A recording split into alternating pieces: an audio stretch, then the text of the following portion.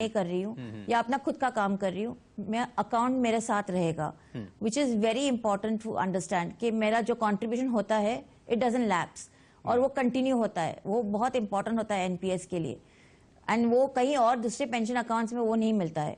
चलिए miss bureaus, बहुत धन्यवाद मुंबई से हमारे साथ इस प्रोग्राम में जुड़ने के लिए खास तौर पर। और बंदोपाध्याय जी, चलते चलते पीएफआरडीओ को और ज़्यादा स्मार्ट बनाने के लिए, नए जमाने के साथ जोड़ने के लिए आपके क्या कुछ प्लान्स हैं?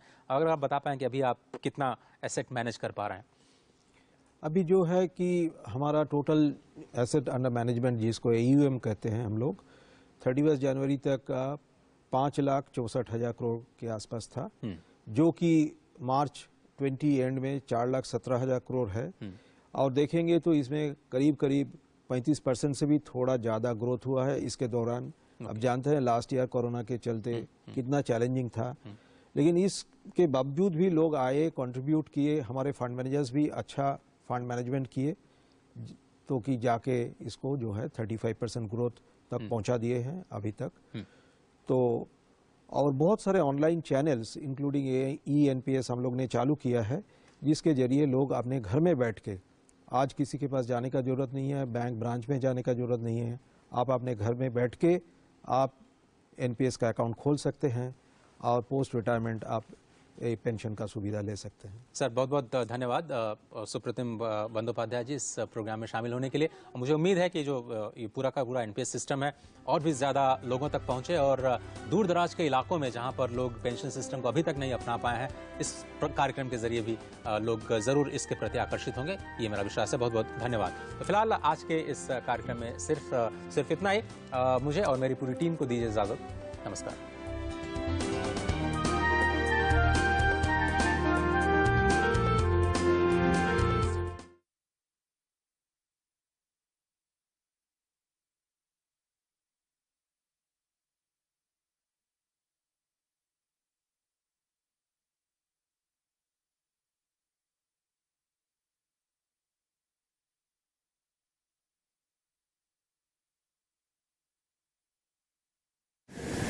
माँ कब आएगा? अभी आएगा। अरे बोलो ना माँ, कब आएगा? बोला ना, अभी आ जाएगा। ये ले, आ गया कुआं। अरे कुआं नहीं माँ, हमारे घर नल से जल कब आएगा? नल से जल? अरे गुड्डी, बहुत जल्दी आएगा पानी। जल जीवन मिशन आ चुका है। हम 1 कदम उठाएंगे तो सरकार 10 कदम उठाएगी। सच? तुम्हारे मुंह में घी शक्कर। घी शक्कर नहीं माँ, स्वच्छ जल। 2024 तक देश के सभी 19 करोड़ घरों में पहुंचेगा पीने का साफ पानी। अब होगा हर घर जल। जल जीवन मिशन, जल शक्ति मंत्रालय, भारत सरकार।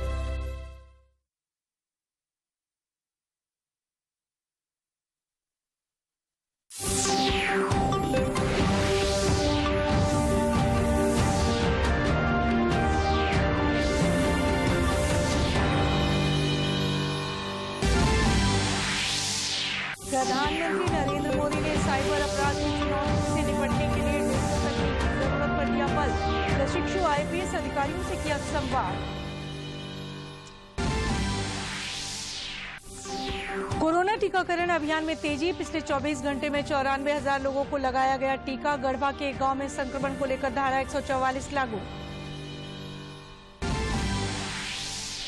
टोक्यो ओलंपिक में PV सिंधु ने सेमीफाइनल मुकाबले के सीधे सेटों में ताइवान की ताई यू यिन से 12-21 से हारी।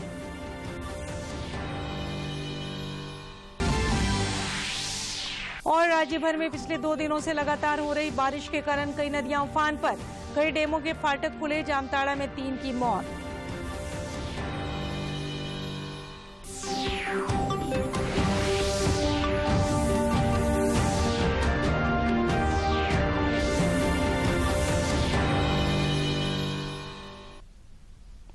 नमस्कार, खबरें झारखंड में आपका स्वागत है। मैं हूं सरोज झा और अब समाचारों में आगे बढ़ने से पहले ये संदेश। देश भर में 18 वर्ष से अधिक आयु के सभी लोगों के लिए सरकारी केंद्रों में निःशुल्क टीकाकरण अभियान चलाया जा रहा है। दूरदर्शन आप लोगों से अपील करता है कि कोविड रोधी टीका जरूर लगवाएं। कोरोना महामारी के प्रति कोई भी लापरवाही न बरते। जब तक आवश्यक न हो घर से बाहर न निकलें और इन आसान उपायों का पालन करें। मास्क लगाएं, 2 गज की सुरक्षित दूरी बनाए रखें, बार बार हाथ धोएं और चेहरा साफ रखें। कोविड से संबंधित जानकारी और मार्गदर्शन के लिए राष्ट्रीय हेल्पलाइन काम कर रही है। इनके नंबर है 011-2397-8046 और 1075। इसके अलावा राज्य हेल्पलाइन नंबर 104 पर डायल कर समस्या का त्वरित समाधान लिया जा सकता है। और अब समाचार विस्तार से। प्रधानमंत्री नरेंद्र मोदी ने आज वीडियो कॉन्फ्रेंसिंग के माध्यम से हैदराबाद स्थित सरदार वल्लभ भाई पटेल राष्ट्रीय पुलिस अकादमी में भारतीय पुलिस सेवा के प्रशिक्षु अधिकारियों के साथ संवाद किया। उन्होंने कहा कि बीते 75 सालों में भारत ने एक बेहतर पुलिस सेवा के निर्माण का प्रयास किया है और पुलिस ट्रेनिंग से जुड़े इंफ्रास्ट्रक्चर में भी हाल के वर्षों में बेहतर सुधार हुआ है। अगस्त की तारीख अपने साथ आजादी की 75वीं वर्षगांठ लेकर के आ रही है। बीते 75 सालों में भारत ने एक बेहतर पुलिस सेवा के निर्माण का प्रयास किया है। पुलिस ट्रेनिंग से जुड़े इंफ्रास्ट्रक्चर में भी हाल के वर्षों में बहुत सुधार हुआ है। आज जब मैं आपसे बात कर रहा हूं तो उन युवाओं को देख रहा हूं जो अगले 25 वर्ष तक भारत में कानून व्यवस्था सुनिश्चित करने में सहभागी होंगे। ये बहुत बड़ा दायित्व है। इसलिए अब एक नई शुरुआत, एक नए संकल्प के इरादे के साथ आगे बढ़ना है। प्रधानमंत्री ने डिजिटल टेक्नोलॉजी के महत्व को रेखांकित करने के साथ साथ ही साइबर क्राइम पर चिंता जताई। उन्होंने कहा कि इससे निपटने के लिए पुलिस को नित नए इनोवेशन करने की जरूरत है। वंचित शोषित तक भी सुविधा और संसाधन पहुंचाने में बहुत मददगार है और ये हमारा भविष्य भी है। लेकिन इसके साथ साथ इसमें साइबर क्राइम को भी बहुत बड़ा खतरा बना दिया है। विशेष रूप से फाइनेंशियल फ्रॉड्स एक बड़ी चुनौती है। इसलिए अपराध को थानों, जिलों, राज्यों की सीमा से बाहर निकालकर नई राष्ट्रीय और अंतर्राष्ट्रीय चुनौती बना दिया है। इससे निपटने के लिए सरकार अपने स्तर पर अनेक कदम उठा रही है, लेकिन इसमें पुलिस को भी नित नए इनोवेशन करने होंगे।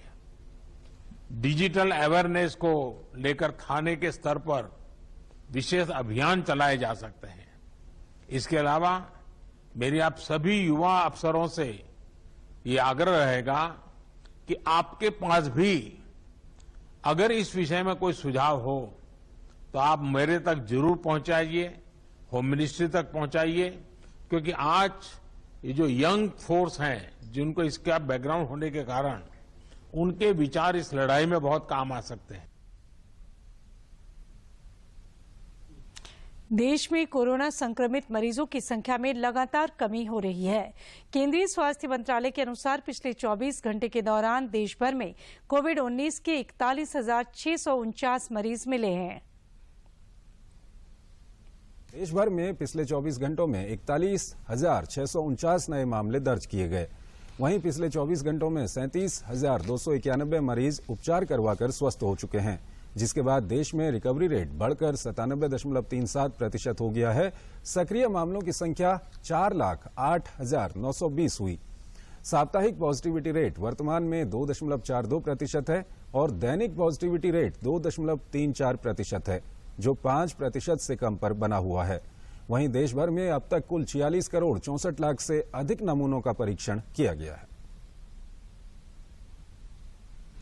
केंद्रीय स्वास्थ्य मंत्री मनसुख मांडविया ने ट्वीट कर बताया है कि केंद्र सरकार द्वारा कोरोना से लड़ने हेतु इमरजेंसी कोविड रिस्पांस पैकेज की 15% राशि से राज्यों और केंद्र शासित प्रदेशों को सहायता दी जा चुकी है। कोरोना महामारी से लड़ने हेतु देश को सशक्त बनाने के लिए फेज 2 के अंतर्गत राज्यों एवं केंद्र शासित प्रदेशों को तय इमरजेंसी कोविड रिस्पांस पैकेज की कुल राशि के 15% यानी कि 1827.80 करोड़ की मदद की जा चुकी है। ये पैकेज देश भर में हेल्थ इंफ्रास्ट्रक्चर के विकास में सहायक सिद्ध होगा।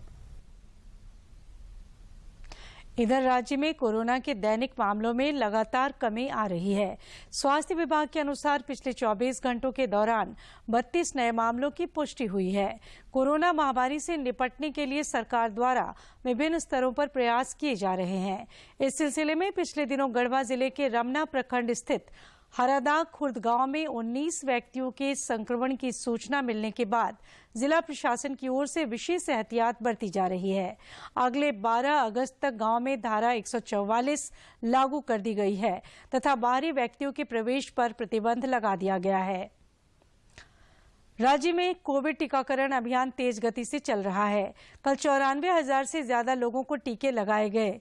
इधर पिछले 24 घंटे में देश में भी टीकाकरण अभियान में तेजी आई है।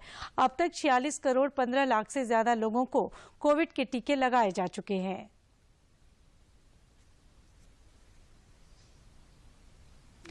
जामताड़ा जिले में प्रशासन एवं स्वास्थ्य विभाग के संयुक्त प्रयास से नमूना संग्रह, जांच एवं टीकाकरण अभियान लगातार जारी है। जिले में पिछले 24 घंटे के दौरान 256 से अधिक लोगों को टीका लगाया गया। इस दौरान टीका लेने को लेकर युवक युवतियों में विशेष उत्साह देखा गया। जामताड़ा जिले में प्रशासन एवं स्वास्थ्य विभाग के द्वारा किए जा रहे संयुक्त प्रयास ने नमूना संग्रह, जांच एवं टीकाकरण अभियान लगातार जारी है। पिछले 24 घंटे के अंतराल में 256 से अधिक लोगों को टीका लगाया गया। इस दौरान टीका लेने को लेकर युवक युवतियों में विशेष उत्साह देखा जा रहा है। जामताड़ा जिला में टेस्टिंग कैंप्स लगाए गए थे, जहां पे हमने 260 सैंपल्स को कलेक्ट किया है। आज हमने 337 लोगों को टेस्ट किया है, जिसमें हमें कोई भी पॉजिटिव केस नहीं मिला है। 18 वर्ष से अधिक उम्र के युवक युवतियां टीकाकरण केंद्रों पर कतारबद्ध होकर अपनी बारी इंतजार करते देखे जा रहे हैं। वहीं जिले के सुदूरवर्ती ग्रामीण क्षेत्रों में टीकाकरण को लेकर जोर दिया जा रहा है, जिसका सार्थक परिणाम सामने आ रहे हैं। विशेषकर जिले के ग्रामीण क्षेत्रों में कोरोना रोधी टीका लेने को लेकर लोग जागरूक हुए हैं। हमारा total positive case till now 5516 है। हमारा टोटल डिस्चार्ज 5509 है। एट प्रेजेंट हमारा एक्टिव केस 7 है। ग्रामीण क्षेत्रों में स्थापित निर्धारित टीका केंद्रों पर पहुंचकर पंक्तिबद्ध होकर टीका लेने के लिए अपनी बारी का इंतजार करते देखे जा रहे हैं। लोग यह समझने लगे हैं कि कोरोना से बचाव के लिए टीका ही एकमात्र उपाय है, इसलिए सभी को टीका लेना चाहिए। कोविड-19 अस्पताल उदलबनी के विशेषज्ञ चिकित्सक डॉक्टर दुर्गेश झा ने बताया कि जिले में अब तक 2,43,400 से अधिक लोगों को कोविड टीका लगाया जा चुका है। हमने जामताड़ा जिला में अभी तक 2,42,400 लोगों को वैक्सीन दे दिया है, जिसमें कोविशील्ड का 2,10,013 लोगों को दिया है और कोवैक्सीन 32,387 लोगों को दिया है। उन्होंने बताया कि जिले में निर्धारित स्थलों पर टीका देने का कार्य लगातार जारी है। टीकाकरण केंद्रों पर सरकार के गाइडलाइन का अनुपालन कराया जा रहा है। जामताड़ा से सुभाष प्रसाद सिंह की रिपोर्ट। देवघर स्वास्थ्य विभाग कोरोना की संभावित तीसरी वेव की तैयारियों में जुटा है। जिले में 4 लाख से ज्यादा वैक्सीन दिलाई जा चुकी है और लगातार सुदूर गांव में कोरोना जांच जागरूकता कार्यक्रम चलाए जा रहे हैं।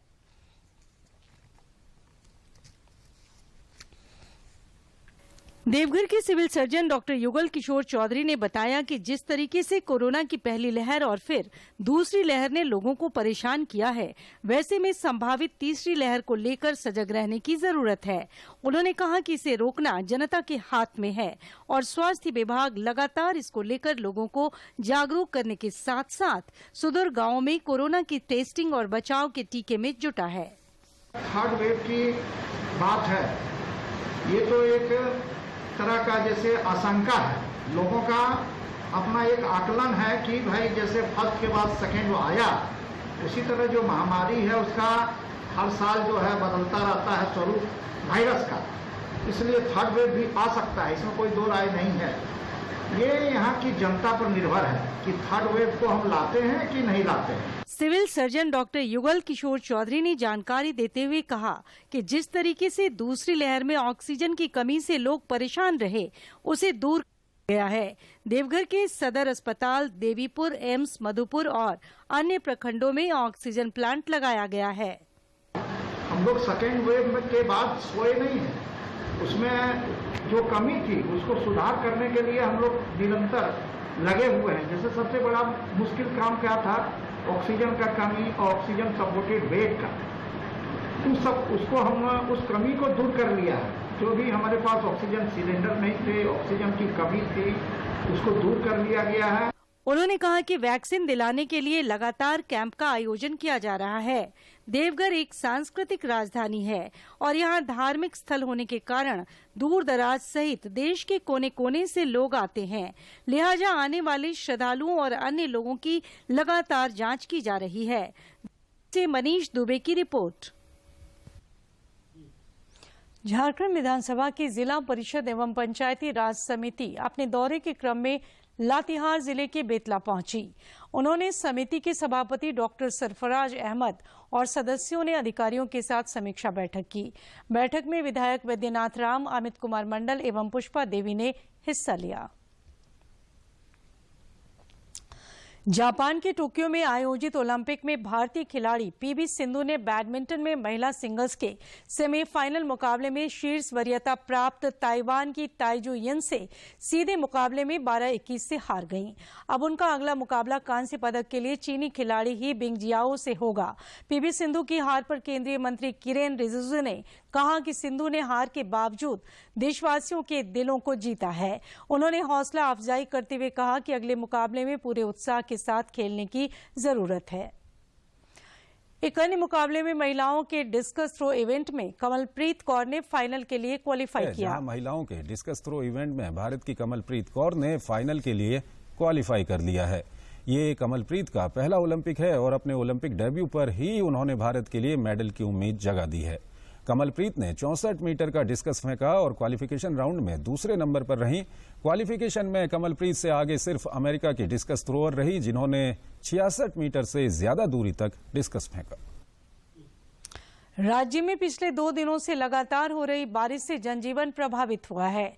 मौसम विज्ञान केंद्र रांची के वैज्ञानिक अभिषेक आनंद ने बताया कि राजधानी रांची सहित अन्य जिलों में आज भी मध्यम दर्जे की बारिश देखी जा रही है, जबकि उत्तर पश्चिमी जिलों में मध्यम से तेज बारिश की संभावना है। इधर लगातार हो रही बारिश के कारण राजधानी रांची की सड़कों और गलियों में जल जमाव हो गया है। रांची के गेतलसूद और गोंदा डैम प्रबंधन द्वारा खतरे की आशंका को देखते हुए फाटक खोल दिए गए हैं। भारी बारिश के कारण कई रेलगाड़ियों के परिचालन पर असर पड़ा है।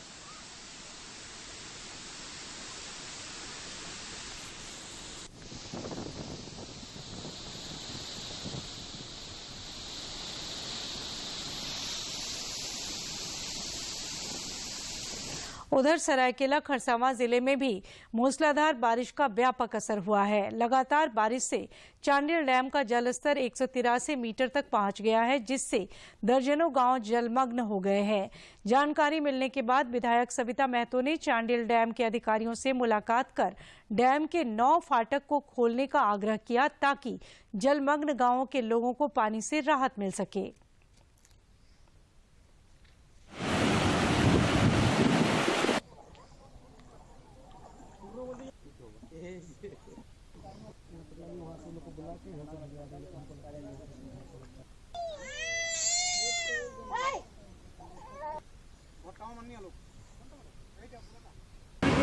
अचानक पानी का चालू हुआ।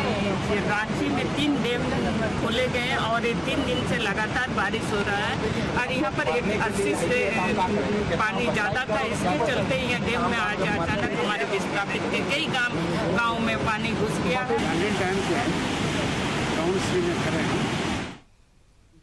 उधर कोडरमा में भी भारी बारिश के कारण कई मोहल्ले जलमग्न हो गए हैं। रेलवे कॉलोनी के अधिकांश क्वार्टरों में बारिश का पानी घुसने से रेल कर्मियों को काफी कठिनाइयों का सामना करना पड़ा।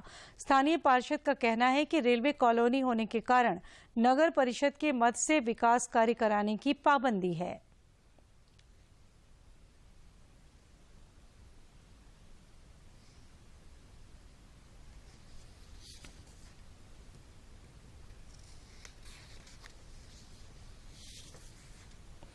इधर चतरा जिले में भी लगातार हो रही बारिश से टंडवा प्रखंड के कई गांवों का संपर्क प्रखंड मुख्यालय से कट गया है। स्थानीय लोगों का मानना है कि नवनिर्मित एनटीपीसी द्वारा बराज का पानी रोक दिए जाने से टंडवा बाजार सहित दर्जनों गांवों का संपर्क प्रखंड मुख्यालय से नहीं हो पा रहा है। भारी बारिश के कारण कई कच्चे मकान टूट गए हैं।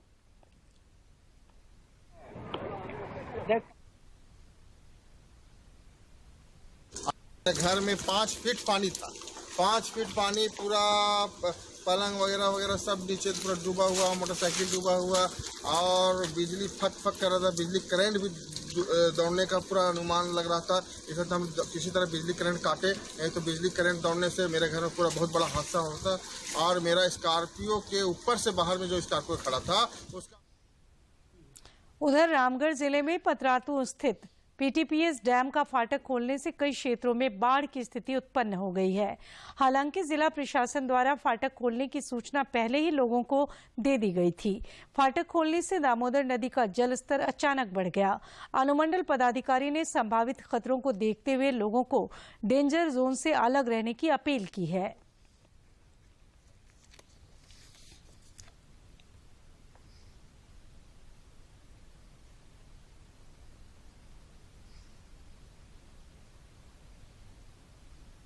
पश्चिमी सिंहभूम जिला मुख्यालय चाईबासा में भी पिछले 48 घंटे के दौरान जिले के विभिन्न इलाकों में भारी बारिश दर्ज की गई है।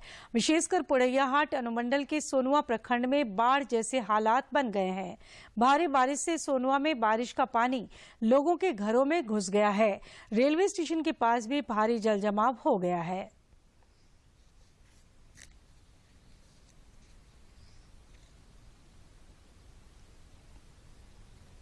जामताड़ा में एक 4 पहिया वाहन के नदी में गिर जाने के कारण उसमें सवार 3 लोगों की घटनास्थल पर मौत हो गई, जबकि एक व्यक्ति की तलाश जारी है। हादसा उस वक्त हुआ जब 4 लोग रांची से भागलपुर जा रहे थे। तेज हवा और बारिश के कारण कार अनियंत्रित होकर नदी में गिर गई।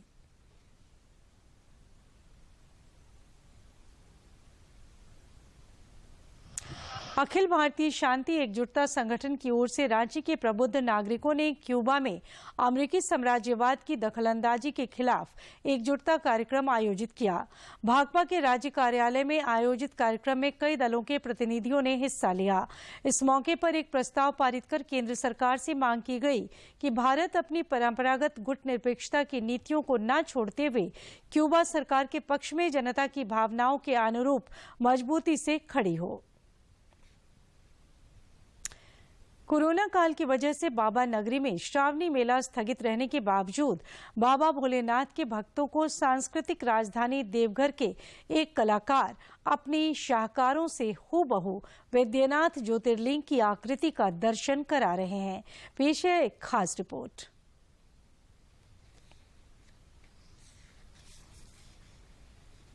कोरोना काल में बाबा बैद्यनाथ धाम में सरकारी पूजा को छोड़ दें तो यहाँ मंदिर का पट आम भक्तों के वास्ते बंद है और लोग घरों में ही शिव की आराधना कर रहे हैं।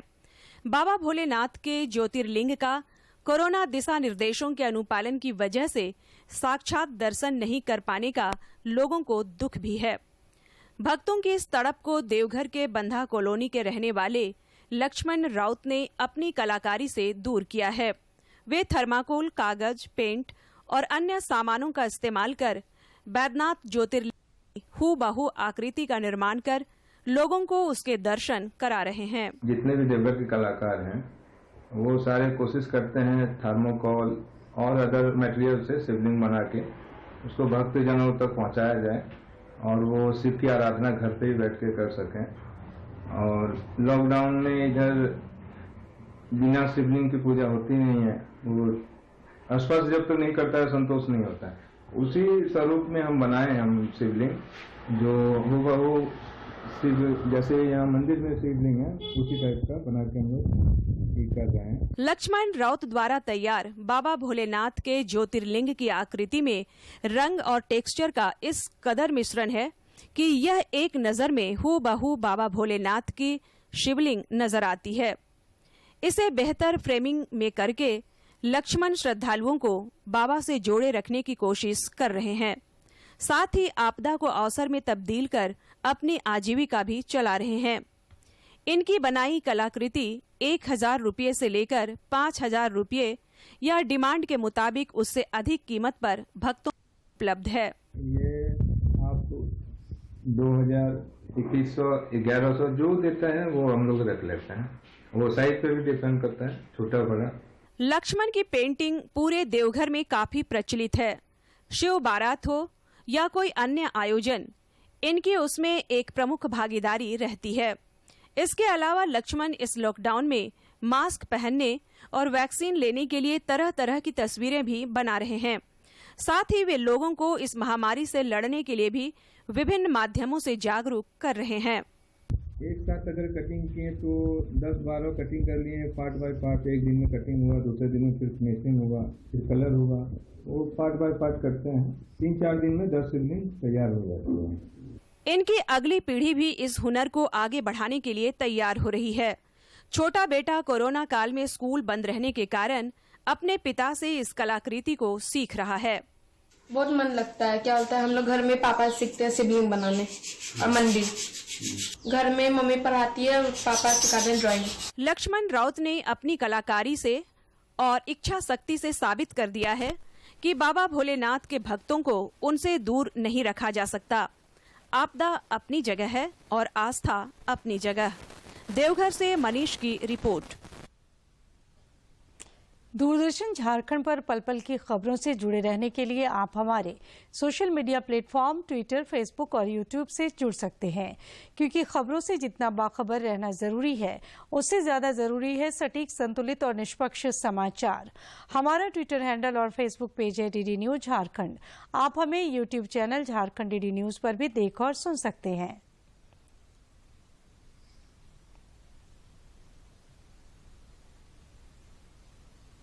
और आखिर में इस बुलेटिन के मुख्य समाचार एक बार फिर।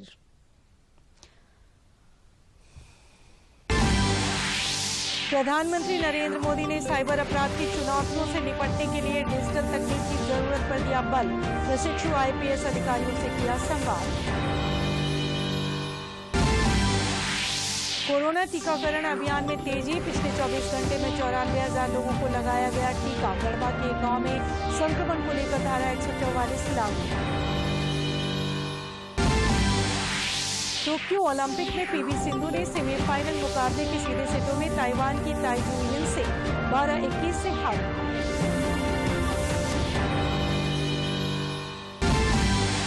और राज्य भर में पिछले 2 दिनों से लगातार हो रही बारिश के कारण कई नदियां उफान पर, कई डैमों के फाटक खुले। जामताड़ा में 3 की मौत।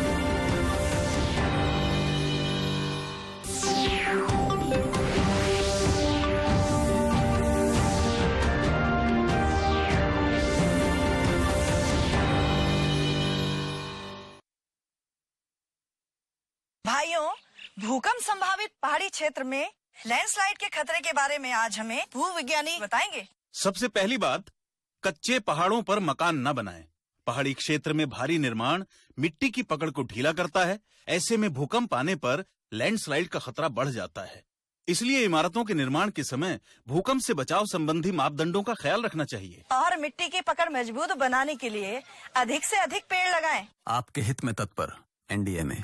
बरसात में कई स्थानों पर लैंडस्लाइड के कारण जान माल का काफी नुकसान हुआ है। बरसात के मौसम में लैंडस्लाइड जरूर होता है क्या? पहाड़ों पर मिट्टी की मजबूत पकड़ नहीं होने से ही ना बारिश में लैंडस्लाइड का खतरा बढ़ता है। तो इसमें गलती किसकी है काका? हमारी। हमारी गलती कैसे?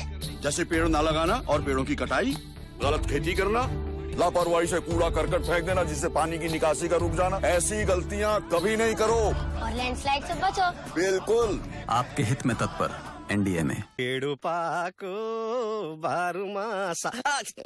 पत्थर मिट्टी, झरने का पानी भी बंद, लैंडस्लाइड होने के लक्षण। अरे सब लोग इकट्ठे हो। क्या खबर है डाक बाबू? खबर कुछ ठीक नहीं है काका, लैंडस्लाइड होने का खतरा है। अरे किसी सुरक्षित स्थान पर चलना पड़ेगा। ऐसे कैसे घर बार छोड़ दें? अरे घर की चिंता छोड़ो, जल्दी से अपना सेफ्टी किट और जरूरी कागजात लेकर किसी सुरक्षित स्थान पर पहुंचो। लैंडस्लाइड हुआ था और इसके दोबारा आने के आसार हैं। आपके हित में तत्पर एनडीए में।